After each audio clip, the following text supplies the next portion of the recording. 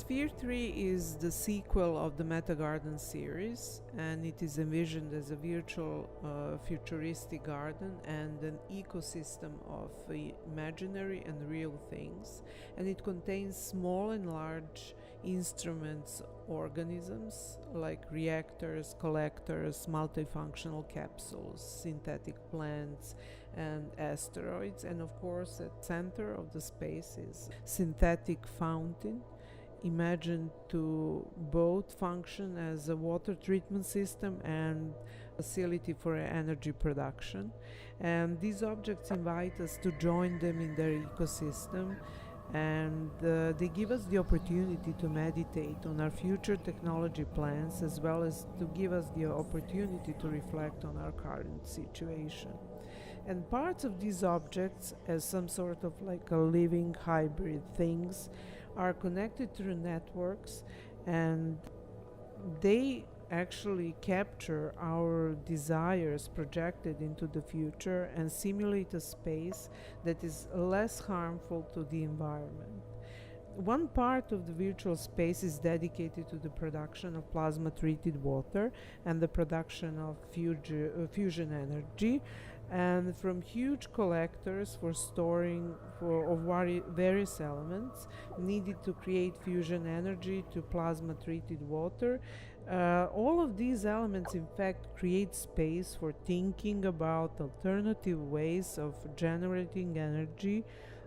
for our daily supplies, for industry, for average consumers, as well as treating water for use in medicine and agriculture. And the whole cycle of works is inspired by locations on Earth where simulations, rehearsals, and explorations take place, like Rio Tinto in Spain or fields in Metis in Iceland. In Sfera3, in addition to numerous digital machines that can be of molecular or gigantic dimensions, there are 4 asteroids, and due to their possibility of hitting Earth, and not these are asteroids in particular, but in general, they're a great threat to humanity and life in general. But they also give us hope that in the near future we will be able to draw on this anticipated endless supply of the rare minerals or water, and in fact, it is one of the very important things for us in the future to think about. Where are we going to get all of the supplies that we actually need for production of the hardware industry and so on? In the virtual world of Sfera3, we also have like these multifunctional capsules that either carry digitized biological material or prepare ground for extracting materials from asteroids and so forth. And as I mentioned, all of these objects are